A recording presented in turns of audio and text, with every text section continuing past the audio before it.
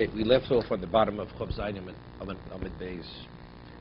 We've shown from Sota the concept of Gilgul Shua. That once you're able to impose a Shua, an oath, in a situation where you could even extend the oath to other situations where normally, independently, you cannot impose a Shua.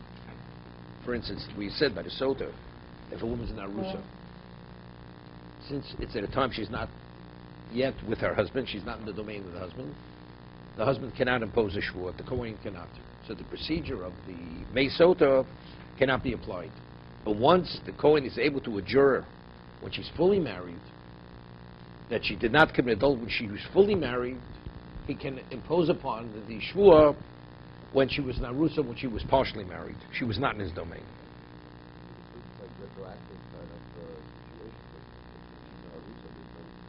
The concept of community stealing has no relevance, right? Correct. So, and the whole concept of shula is community stealing. You have to know it's all sota is only would only apply if it's community. So you're going back to no. So good. It doesn't make a difference. But again, to apply the Meisota, you have to have kiddushin stira. Right. Okay, wait, for it to be effective. But without a shvua, unless she takes an oath, also it's not effective. Right. So now, but also what do you have to have? If she committed adultery, it's going to be effective negatively. It's going to affect her negatively. So therefore, in terms of to create the ability to impose the oath initially, it has to be forewarned after she was fully married to him. And there's a chance she committed adultery after she was married, right? Once we establish the obligation to swear, if we're going to apply this, we're going to follow this pattern, then we're able to even impose the oath she even committed adultery when she wasn't fully in his domain. Because it's the same idea. You cannot adjure a person to swear on karka, on fixed property. But once the court is able to impose the shvua for metaltlin, I can go back to karka. I can't start with karka, right? You say, well, the second issue we can discuss is movables. So let's first swear on karka. It doesn't work that way. You first start with that, and then you go back. Same idea.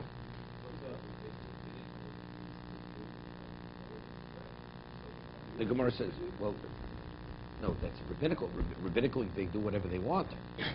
Right? It's a discussion of Gemara and Shuas, whether rabbinically we say Gilgul or not. It's an argument. It's a discussion of Gemara and Shuas.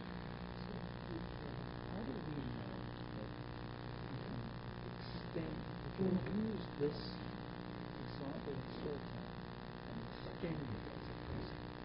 That's next. Wait. That's the Gemara. It's an isolated case. Good. The Gemara's going to ask that. That's the Gemara's question at this moment.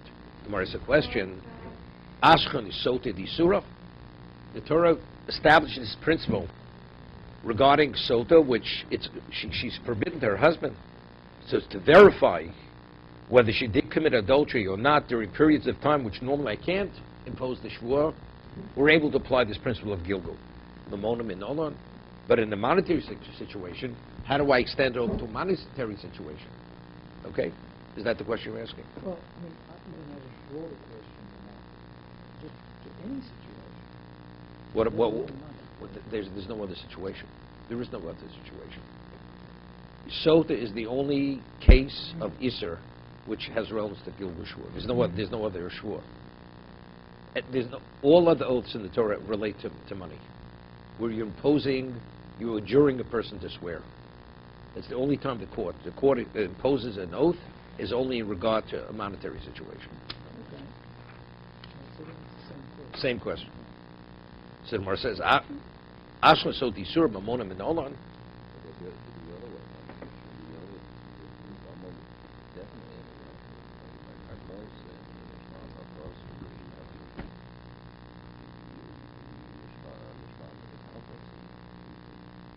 No. The Torah is stating this principle by Yisr. How do we apply it to a monetary situation? Okay? Because what I would say, Yisr, because it's so severe that she committed adultery, and we want to try to verify what her status is, so maybe the Torah says we're able to apply the principle of Gilgul. But in terms of monetary, Maybe not. So it's not the end of the world if you don't swear. It's only when you have you meet all the criteria of shvur, then you're able to impose the shvur. But to extend it to a situation where normally you cannot, maybe we don't. There's a certain leniency here. Gilgal shvur is a leniency, right? It's a leniency, and it's a Could be a string. it could be a stringency. We'll see in a moment. The Gemara is going to make a kal v'chomer in a moment. But evidently, you see something from the Gemara. Memotzino, within the context of Isur Tamamu, we don't say Memotzino, right? Memotzino is one of the 13 methodologies of interpreting the Torah. You find something by A, you apply it to B. So you say, well, but A and B, since one is Isur and one is Mamon, they're not really comparable. But yet, based on the kal v'chomer, we are applying the kal v'chomer principle. Logically, it should be applied to Mamon, as the Gemara will say a kal v'chomer. Let's see in a moment.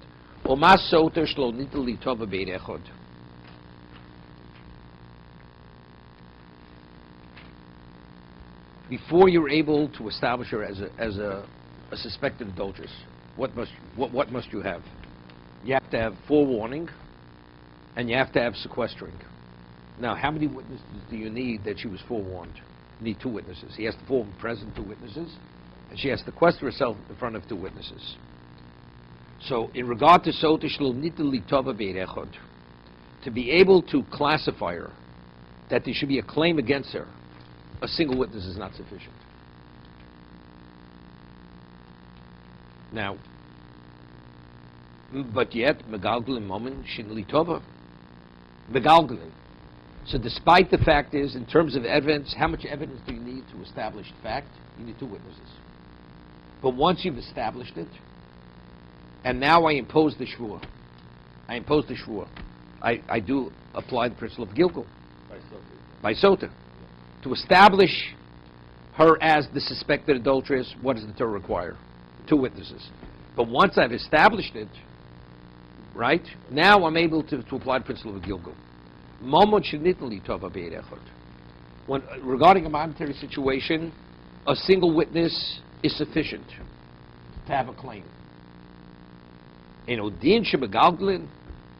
So if I'm able to establish evidence through a single witness, definitely I should apply the principle of Megalgalin. Let's discuss it in one moment. So Rashi explains over here, and seemingly they're not comparable. Right? One second. No, it's not death. It's not death over here. It's not death. We're not putting her to death. We're not putting her to death. The court is not ruling the death penalty here. It's to give her. It's a process of verification. So she died. That's her choice. But that's a miracle she's dying. It has nothing to do with, of course, the court has given a verdict. Right. But originally, we say, you cannot change a woman's status unless you have 2 witnesses. Single woman to a married woman. How many witnesses do you need? You need 2. To terminate the marriage, you need 2. Now, before she's permitted to husband, a woman becomes a suspected adulteress. What's her status? She's forbidden. We say, Sofi Kavave. We say, although it's questionable, she may have committed adultery, but because she was forewarned in presence to witnesses, and she defied his warning, and we have evidence she defied it, so her status is we treat her as she definitely committed adultery unless we know otherwise. The only way you can know otherwise is if you follow this process, which is called Meisota. Otherwise you can't. And what is the process? Shvur. The Kohen adjures her and so on and so forth, and puts all these various oaths upon her, and she says Omein, which is equivalent of she's swearing that she's innocent. Correct? But before we're able to impose the shvur, what are we doing? We first have to establish evidence. That what? That she actually is a sota. That she's forbidden to her husband. Correct? So over here we said, in regard to establish her as a sota, that she's forbidden to her husband, how many witnesses do you need? 2. And yet in regard to that, so we see there's a stringency. The only level of evidence which is accepted, you need hardcore evidence, which is 2 witnesses. But yet when it comes to imposing the oath, we have this leniency, that we could even adjure it in a context which normally we could not. It's only as a result of once we impose it. We're able to go to other areas which we normally cannot oppose it, which is like Arusa. So here we're able to establish evidence through an Eid Echad. Definitely we should be able to apply the principle of Gilgul. Right? That's similar to Kal V'chomer of the Gemara. Imamah. But the Eid Echad is not establishing evidence. No. A Eid Echad is Machai V'Shvur. What do we say? Over there it's Lo Nidli Tova B'Eid Echad. And we're speaking about apples and oranges here. He says to establish her as a sota, what level of evidence do you need? You have to have two witnesses. Correct? And yet we apply the principle of Gilgul regarding the sota, but that's only once she's established as a sota. It's two separate things. Evidence that she's a sota, you need two. Two on the forewarning, two on the sequestering. Once we've established that, now we apply principle of Gilgul. So regarding Momon, where you don't need two, what don't you need two? One is sufficient. One's sufficient for what? Not for evidence. For shvur. Maybe because over there I created this hardcore fact that she's a sota, so therefore maybe the Torah is being lenient that we say Gilgul. We say Gilgul. No, it's not lenient. Since we have card that she's a sota, we have to verify, did she commit adultery, did she not commit adultery? But by Mammon, what do I find in Echad? The Torah is more lenient in regard to what? To Shvuah, not to Mammon. We're talking about, it's not evidence, it's two separate things. Right? Eid Echad, Megaldim, Mammon, she didn't leave Tova Eid Echad. So Rashi says, La Shviya Eid Echad, Im Tono Mono, the Kofa Bekulo. What's the case? A man has a claim, he owes him $100, the man denies it. Now the person brings an Eid Echad, Me'idu Shuchayavlo, who testifies that he owes him the 100. He witnessed the loans of 100. He denies he ever borrowed. He has to swear. So definitely you're going to say Gilgul. Here to create a scenario of Gilgul, you first have to establish fact. Once you establish fact, then we could speak about a shvur. Here where you don't have to establish fact, this is seemingly the Kal V'chomer. You don't have to establish fact. Correct? Mamo. So definitely I should say Gilgul. That, because the Torah says to impose a shvur, Eid Echad is sufficient by Mamo. But in regard to Sota, you first have to establish fact through two witnesses. Only then you say Gilgul. So here, for sure, we don't have to establish fact. Even a single witness is enough. Definitely we should say Gilgul. That's the Kal V'chomer.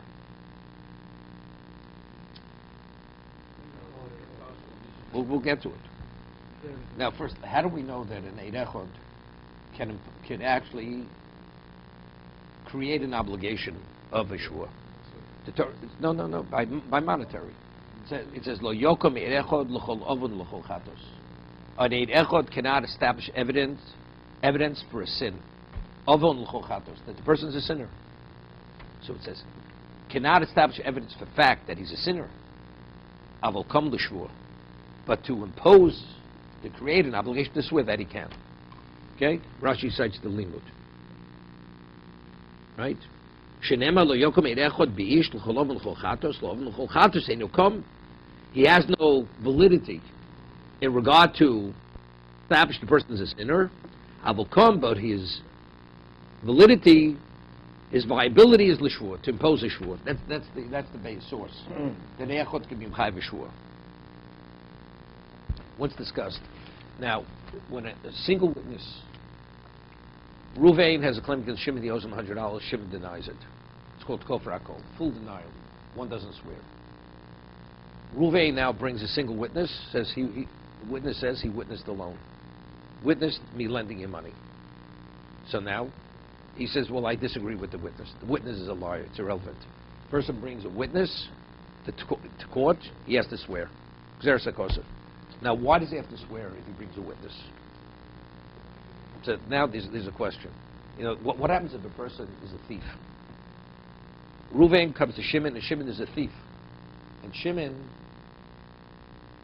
is not believed to swear. He's not believed to swear. Well, let's say Shimon says, I don't want to swear. The Torah says you must swear. Shimon says, I'm not swearing. So the Torah says, oh, hishav, oh, shalem. Either you swear or you pay. So you could say, if the man says, I don't want to swear, Torah says you must swear. So evidently, if you're not willing to swear, what does that mean? Evidently, that causes us to question your honesty. Because factually, if you're telling us the truth, there's nothing wrong with swearing. So the Torah says we give you a prerogative. O ishava o shalem. Either swear or pay. So why is he paying? Is he paying because of the testimony of the Echad? Or is he swearing, or is he paying because he didn't swear? You have the question. Now, this is the question. The question is, when the Torah says two witnesses testify, Ruvain let Shimon money. Shimon says, never happened. Right? He could say from today forever, I never borrowed. He could accuse the witness of lying. The Torah says if two witnesses testify in court, what they say is fact. The man must pay. What? No, without eating open. Right? They haven't found conspiring, the man has to pay. Eid Echad, the Torah, now the question is, when you bring an Eid Echad doesn't have the veracity of two witnesses. Eid Echad, single witness says, I witnessed. Wait, so now the question is, does the Torah say really the Eid Echad's believed? He's believed. That Reuven lent him money. However, the Torah says, but since he's only a single witness, you have a way to counter his testimony. How do you counter his testimony? With a shvur, with an oath. So now, let's say the person chooses not to swear. Why are you paying? Not because you didn't want to swear. Because you have testimony. It's the testimony of the Eid Echad, who actually, which has established fact. But his testimony is only accepted if you don't counter him.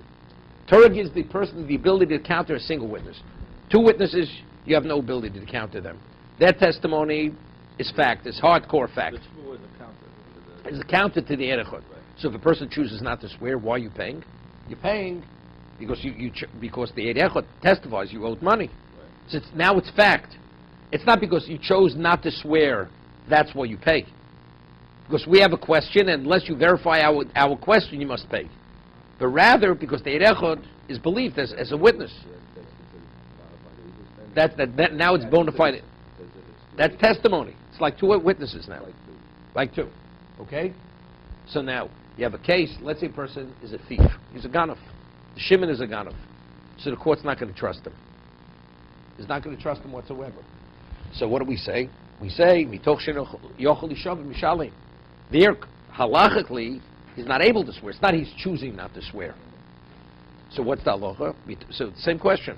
So now that he's not able to swear, so he doesn't have the ability to counter the Eid Echad, not by choice. So now the testimony of the Eid Echad obligates him to pay. No, he doesn't have a choice. What? He can't swear. Doesn't make a difference. Doesn't matter. There's no. So there is. The Gemara says hipuch shur. Rabbinically, the Chachamim say that the one who's making the claim, if you believe that, you swear. But that's a rabbinic oath. It's not a Torah oath. It's called nishba v'noter. You swear and you collect. Because the Tosas says in Bava Metzia, it's lo shapus chay l'chol beria. Otherwise, there's no end to it. What happens? Let's say motive mixes a shvur d'oraisa. Right? Person makes a partial admission, you have to swear at Torah level. Person goes, lends Shimon, who has a criminal record, lends him $1. Okay? Then after he goes to Shimon, he says, I lent you $1,000. He says, what do you mean? You lent me $1. So if he says that, which is if he did lend him $1, so what is it? It's a partial admission. So if it's a partial admission, it's about a b'miktas. We say, if you don't swear, you pay. So he can set up every person with a criminal record, so he can victimize every one of these people. So to protect this community, Chazal say, if what you say is true, you swear. You want to collect, you must swear. So that the person cannot swear. That's called hipuch shur. We invert the oath on the one who's making the claim to protect the one who's accused of owing or whatever it may be.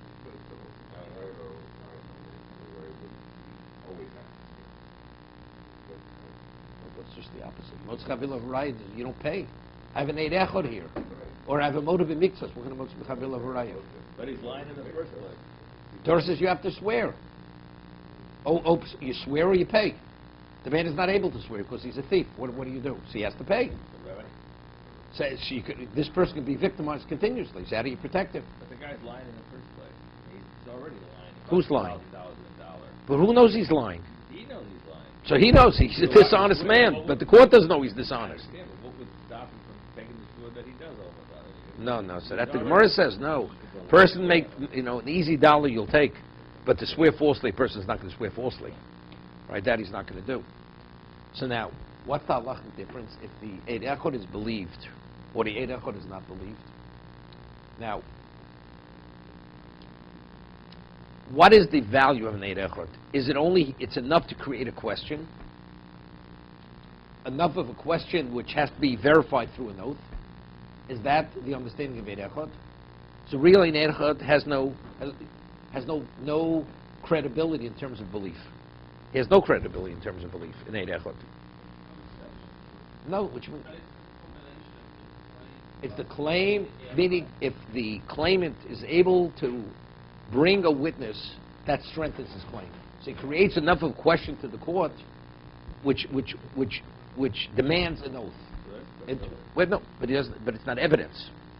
Eid Echad is not evidence, according to that understanding. It's not evidence, right? Well, maybe it is evidence, except as we said, the person has the ability. The Torah gives the opportunity to counter him with a shvur. Okay, what's the halachic difference? Let's say Ruvain brings an Eid Echad that he lent Shimon $100. Shimon brings an Eid Echad that said he was elsewhere. Right? Is that the equivalent of a trey? Yeah. If you have two witnesses saying Ruvain lent Shimon $100, two witnesses say Shimon was elsewhere. He wasn't there. He couldn't have borrowed because he was elsewhere. No. That's contradictory testimony. Eid was open when the witnesses say you couldn't have witnessed that because you were elsewhere. Here they say what you claim, who was the borrower, he was never there. So that's called trey. It's contradictory testimony. You collect nothing. Reuven brings a single would say, I lent you $100. Shimon brings a witness that says Shimon couldn't have borrowed because he was elsewhere with me. Right? Does the witness that Shimon brings, does he have any validity, any credibility? It's machlok rishonim. No. So if you find Eid Echad is believed, he has credibility at some level. So if an Eid Echad is believed, you only have the ability to counter him. So we see an Eid Echad has credibility to be believed. So if Shimon brings the Eid Echad, so the Eid Echad counters the first Eid Echad. But if you say the Eid Echad only is sufficient to create a question, a viable question in court that needs verification, so if you bring an Eid Echad to counter, the first one means nothing. Because the Eid Echad has no validity, has no credibility at any level. So if that's the case, you have to swear. Even if Shimon would bring the Eid Echad that he was elsewhere, it doesn't in any way undermine the Eid Echad that Reuven presents to back up his position. Therefore, you have to swear. Okay, that would be the halach and tzemach shishonim.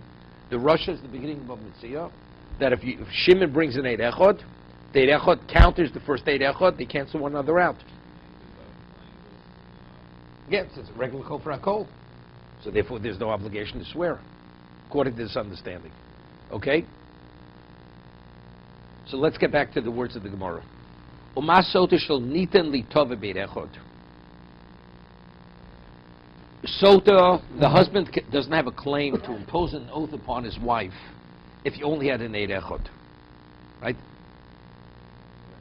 And yet, megalgalin, and yet when it comes to the oath, what is he taking it to the Kohen for? That she should take the oath, because without the oath, the water has no value. Correct? So over there, to create the scenario to obligate her to swear, you need the credibility of two witnesses. So, moment shenidli tova beid echad,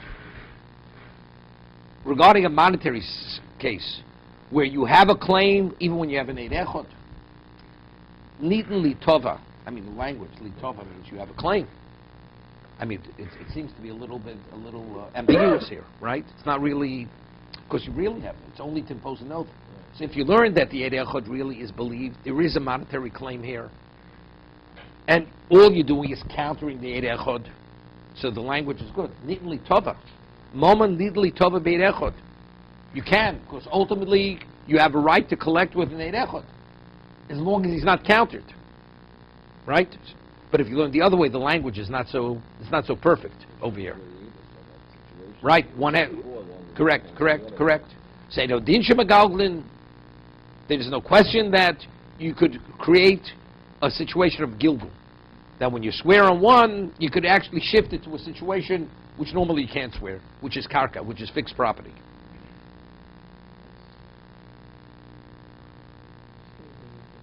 Why is it difficult?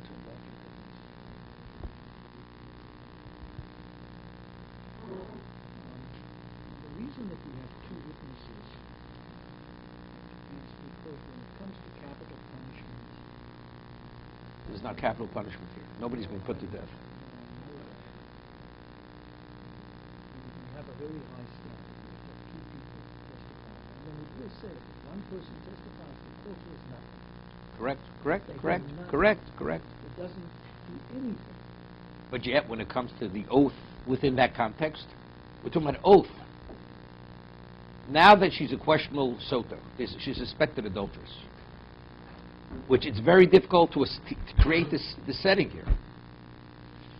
The Torah demands a standard which is the ultimate standard.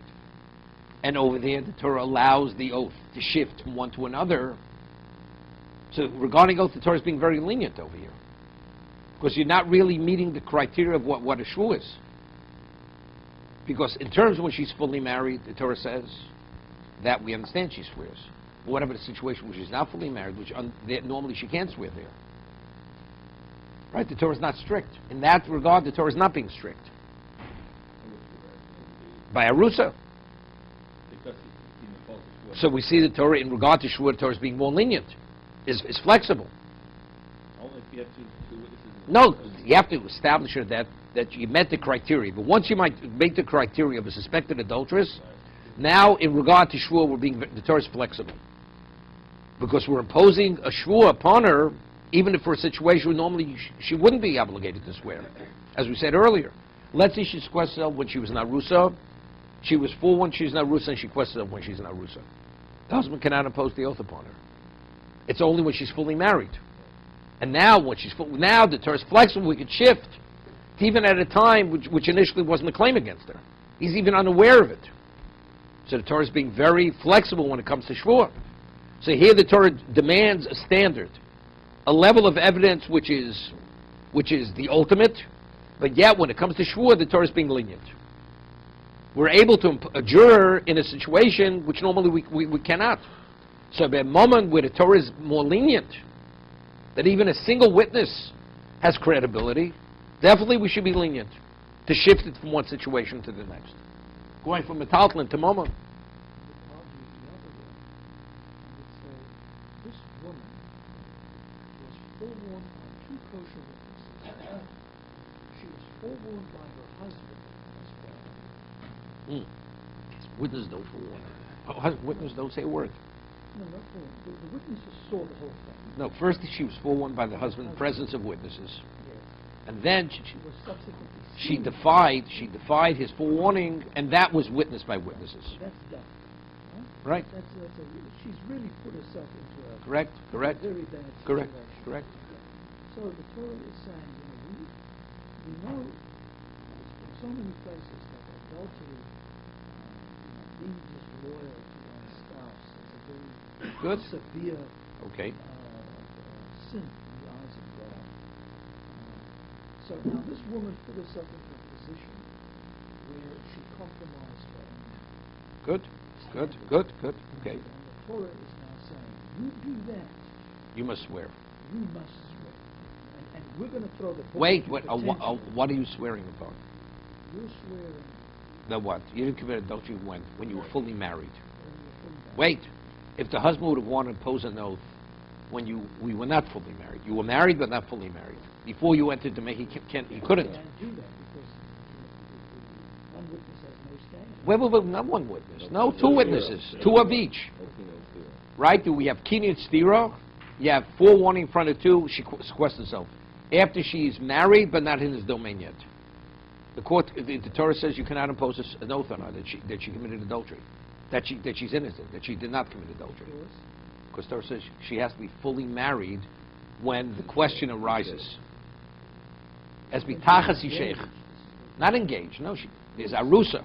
Arusa is a married woman. She's a married woman. If this scenario would have unfolded when she's an arusa, he cannot impose the oath upon her. It's only now that it happened. She was fully married. No, after the chuppah, she was fully in his domain. Now the question arises: did she commit adultery after they were fully married? So the Torah says, you a juror, she swears, she says, answers, amen, that she did not commit adultery after she was fully married. And let's say it's the truth. Now the court says, now we're going to go back to when you were not fully married. You were married but not fully married, an arusa. And if she committed adultery, then she will die, because she violated the oath. And if she was fully married and she did this with another man, and there were no witnesses at all, she's also culpable. No, we're not talking about another man. Another man is what we call a halbatzara. We're talking about, let's talk about arusa. Arusa is a time period where there she cannot be, the husband cannot normally impose an oath upon her. But let's put that aside. This woman has been promiscuous and she's had many relationships. No. She was never caught when she was fully married. Now she's. But there's not even the basis to suspect her for before she was fully married. And the criteria wasn't met for that relationship, right? She wasn't forewarned. The husband didn't suspect anything then. Is she not swearing on that as well? But she is swearing on that. She is swearing on that at a time period which normally she would not become a sota. But she is swearing. If she claims her innocence, it's from A to Z. From the time you were a married woman until present time. So she'd rather not swear. Then she'll let her say she's guilty. If she says to the husband she's guilty, then the whole story doesn't start. She's claiming her innocence. So she's claiming her innocence. She believes she's not going to die. So letting her swear that for the lesser for her innocence. That's what she's claiming. But factually, we're adjuring her to a period of time which normally you could not, before she was fully married, when she's not Rusa. Were there two witnesses who came forward when she was a No. No. There was nothing. But let's say there would have been. It's meaningless. It's meaningless. Okay. But now that she's fully married, and we question what happened after she was fully married, now we could impose an additional oath for then. Why does she die now for that? So it's not only when she was married and all the previous possibilities, but also when she was called an Arusa. Arusa. We can go all the way back. All the way back. Without any witnesses. But let's say she wouldn't swear in that period of time. She wouldn't die. So why ultimately she dying? Because she violated the oath on that period of time. Although that period of time, independently, I couldn't adjure her. I couldn't impose an oath at that time. So that time is the equivalent of imposing the oath on fixed property. So once I have a context where I can impose the oath, I could shift to a situation where I could not normally impose the oath.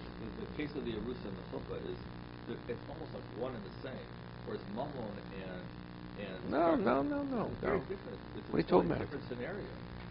They're both monetary claims. One's fixed property, one's movable. They're both monetary. It's not. Why is Arusa different than Nesua? Because it's the same. She committed adultery, you have to be married to commit adultery. Right. It's the husband with the wife. There's one scenario. So it's a Whereas claim. But this is very different. What do I have a claim against you. What difference is the claim is wheat, barley, oats, or property. It's all the same thing. Understood, but it's I have a financial claim against you. two different claims. To be continued.